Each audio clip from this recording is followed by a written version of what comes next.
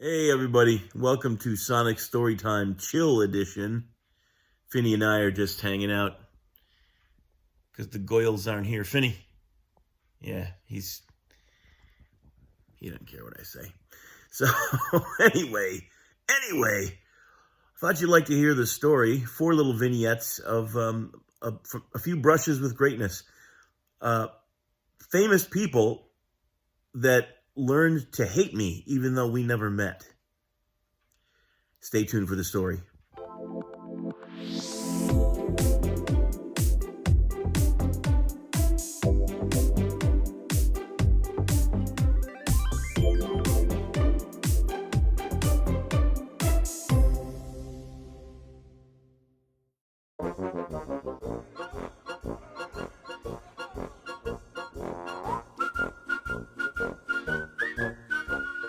This is contestant number 1, world-famous jazz saxophonist, hard bop composer, performer, Blue Note recording artist, Johnny Griffin. Wonderful musician, and as far as I know, probably a wonderful person. But many years ago, when I was working in jazz radio, I was trying to help a friend out, another friend who had scored an interview with Johnny Griffin. Johnny was coming to town, and it was my task to pick him up. Being a young man, and not really knowing what I was doing and not knowing the city very well, I thought I could find the Hotel Lenox no problem, never having been there. I was wrong. I was very late, and somehow in the interim, Johnny had been picked up by a rival radio station and said that he never wanted to talk to us again, and I had heard that he had never been treated that way in his life, which is hard for me to believe considering the time that he grew up in and was coming up in his formative years as a musician. But that's what he said. He had never been treated that way in his life, and other expletives that I shan't repeat here. So Johnny Griffin hating me until his dying day.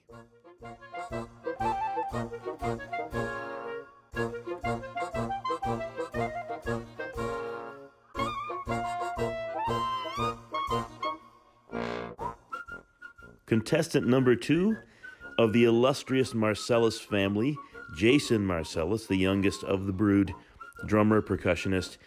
And when he was a young man in school, going to college, he was online.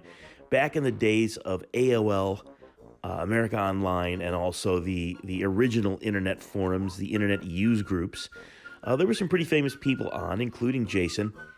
He used to converse in some of the jazz forums, as did I and many others. And we got into some heated debate. Pretty stringent, although I would say collegial. But I got into trolling pretty early on, not even knowing the term, but it was fun tweaking some people with an alias or two and saying some rude, outlandish things just to see how people would react. And Jason, if you're out there, I used the moniker, the screen name Boom, which was a percussion ensemble that Max Roach used to have, put out an album or two, and I knew not many other people would have ever have heard of that or known what it was.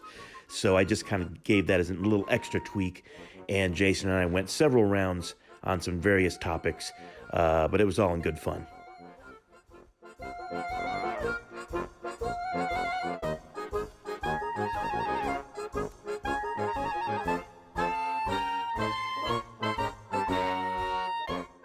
One of the most unpleasant, curmudgeonly legends that I have ever not met in this odd digital age that we live in.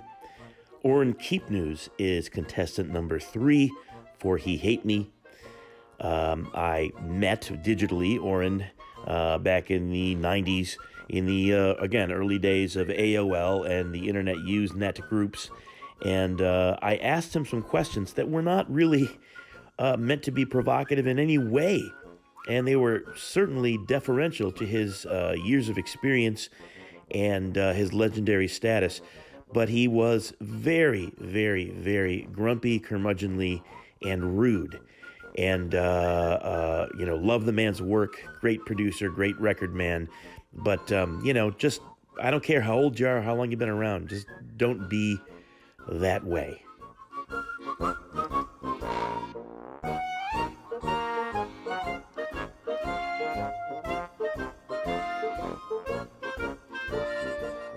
Contestant number 4, and definitely the winner for most He Hate Me, would be rock critic Dave Marsh.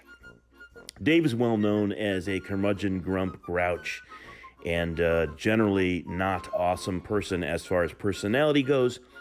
He has slagged almost every famous band, from Led Zeppelin to Queen to the Grateful Dead and many, many more. But he has been a promoter of Bruce Springsteen since the beginning. He has written 4 or 5 books about him. And at the time that we conversed online, I had no idea that he probably was literally in love with Bruce. But I happened to say something mildly critical of Bruce Springsteen. Mildly critical. And Dave Marsh challenged me to a fight. He wanted me to basically meet him at the flagpole. When I explained that we were thousands of miles apart, or at least hundreds anyway, that I was not in New York City, that didn't matter to him. I should be willing to meet him in Manhattan to fight because, Bruce Springsteen. So Dave Marsh, the winner of He Hate Me. Contestant really A1, number 1, A+++ in the He Hate Me brigade. Congratulations. What an odd time in history where people can be so frustrated, upset, mad, and obsessively belligerent with one another and never have even seen each other face to face. That, my friends, is an aspect of the digital age that we need to get under control. We hope that you've enjoyed today's Sonic Storytime vignettes. Never mind the Bullocks, here's the haters. Yeah. All right, we'll see you next time. Bye-bye.